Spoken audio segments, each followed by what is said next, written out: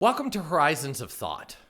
I'm your host, Donald Derrick, talking to you from Thailand about how to advance freedom of religion in private spaces. As I have said before in my 8th video on diversity of religion, religions are often extremely different from each other, far more so than most people realize. Combine this with the fact that in early human history, small bands of people sought unanimity of opinion, and you can imagine how people reacted to different religions. Within a tribe, a change in one person's religion meant either everyone changes to the same religion, or the dissenter is exiled or killed. Across ancient history, and especially after farming was invented, different cultures fought genocidal wars with each other. As time went on, rather than perform complete genocides, warring states often captured and enslaved people of different religions. However, such poor solutions would eventually give way to better ones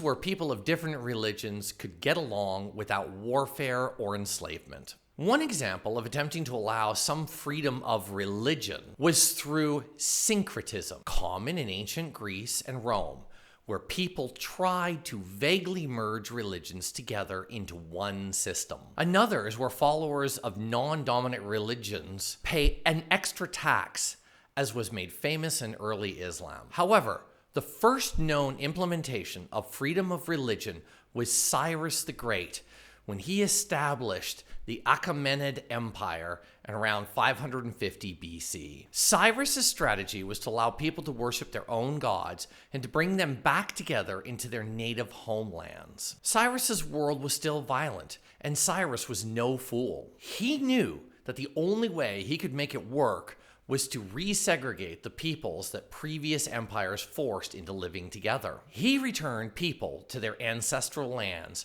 whenever possible. As time went on and humans got more used to other religions in the late classical era and beyond, some empires enshrined freedom of religion more thoroughly. One example is the Maurya Empire of ancient India, founded by Ashoka the Great in the 3rd century BC with the Edicts of Ashoka.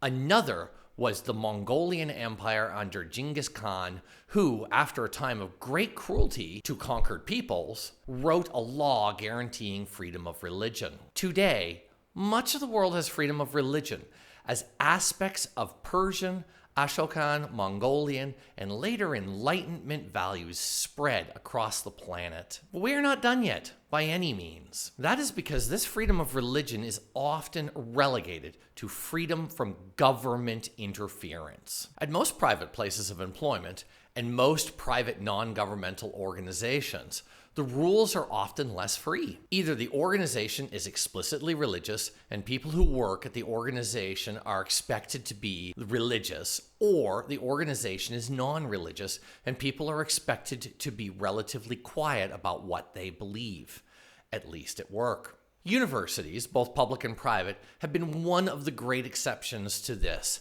But even then, religious people of all religions can tell you their freedoms are quite limited compared to those enjoyed by non-religious people. The reason for the failure to spread freedom of religion to private business is quite simple. Religion is often a very personal and emotional experience, and people tend to argue quite badly at work if allowed to freely communicate their views all the time. People also may follow a religion that punishes apostasy or the act of leaving a religion for another. Both these create conflict at work and ruin work activities and profit margins. As a result, employers often limit religious talk at work to preserve the peace. However, what if I told you it doesn't have to be that way? Today, I'm going to present to you a policy written by the Shade Tree Foundation of Thailand, an organization based on the Thai-Myanmar border and dedicated to helping protect families and keep them together. They teach financial literacy through family enterprise. They teach childhood development and sex education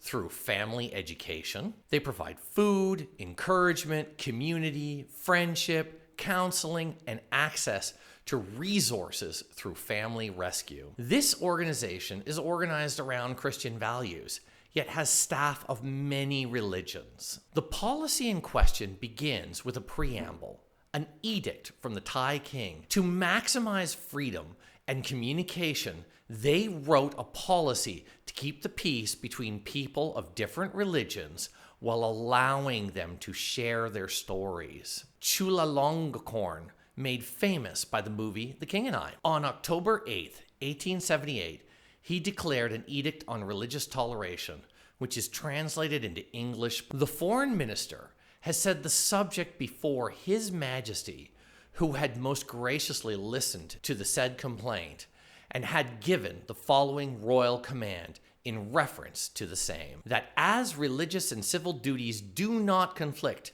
any religion that is seen to be true may be embraced by any person without constraint. That the responsibility of a correct or a wrong decision rests with the individuals making it. That there is nothing in the foreign treaty nor in the laws and customs of Siam to throw any restriction on the religious worship of any. To be more specific, if any person or persons wish to embrace the Christian religion, they are freely allowed to follow their own choice, and this proclamation is designed from this time forth to remove any fear that may have existed to the contrary. It is, moreover, strictly enjoined on the princes and rulers and the relatives and friends of those who may wish to embrace the Christian religion that they throw no obstacles in the way, and that no creed be enforced on the Christians, nor work demanded of them which their religion forbids them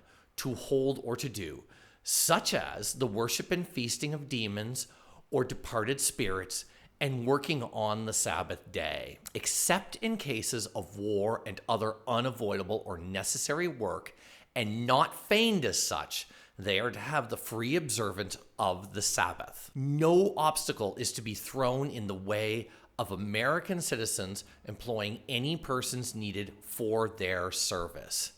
The treaty in this respect must be observed whenever this proclamation is known by the princes and rulers and officers and people.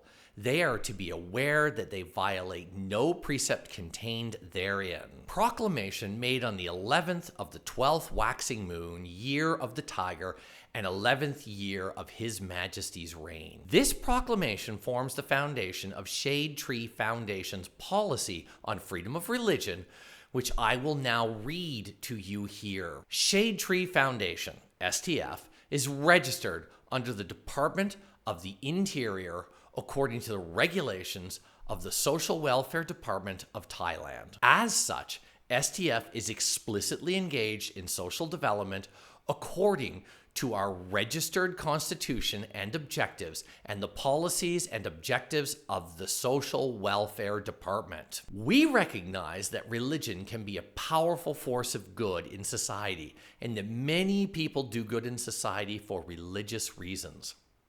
We also recognize that people's religious commitments can lead to conflict. We want to accept and work with the strength of religion for good in society while protecting against the dangers and conflict that religion can sometimes bring in society. This is a difficult task, but we believe that the power of religion for good is worth the difficulty of the task. For this reason, STF makes the following policies regarding religion. These policies apply to all religions equally. 1. STF Board of Directors, STF staff, employees, and volunteers shall not discriminate in any way solely on the basis of religion, neither in the case of hiring staff, nor accepting volunteers, nor entering partnerships, nor engaging clients, except in specific and limited cases and situations where religion is determined to be a critical factor in the pursuit of the Foundation's registered legal objectives. No person shall be defamed, libeled, or otherwise attacked because of the religion that they choose, neither in regards to their practice of their chosen religion, nor in regards to another person's practice of the same religion. No person shall be hindered, defamed, libeled, or otherwise attacked in the legal observance of their chosen religion, according to their understanding of their religion. Religious language Conversation, discussion, and disagreement shall be permitted as long as it obeys the following rules. All interactions, including those of an explicitly religious nature, must be engaged in an attitude and language and voice and behavior of respect for all persons present or not present. Conversations shall follow the principle of tell your own story. You have the right to tell your own story.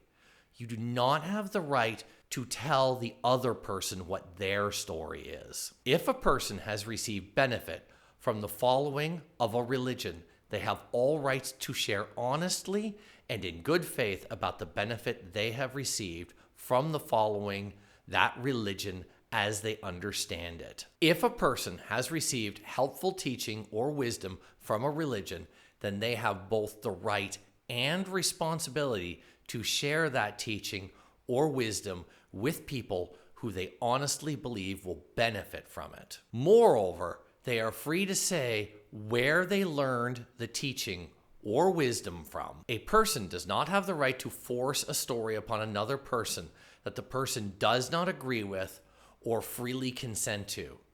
No person shall be pressured or coerced into a religious conversation or practice against their wishes. Changing religion, neither coercion by any means, including the provision or withholding of foundation services or material, nor unlawful or immoral force of any kind for causing a person or persons to change religion shall be permitted. Should a person who has not been coerced or otherwise unlawfully or immorally impelled freely decide to change religion, neither that person nor their associates shall be discriminated against, defamed, libeled, attacked, or criticized in public or private. In all things, treat each person with respect. Each person is a human being trying to live in this world of chaos and suffering. We commit to work to reduce the suffering and not add to it. If a person has found the power to become stronger in reducing the suffering of the world in devotion to Buddha or Jesus or another, then they should be free to follow that path, since there is no moral or legal or spiritual law against reducing the suffering in this world. In this policy is a solution that allows people to share their religions with each other in a more respectful manner. It must limit people from punishing apostasy, and so places some limits on expression of religion. However, it allows most peaceful religious expression and enhances the personal freedom of people while they are at work.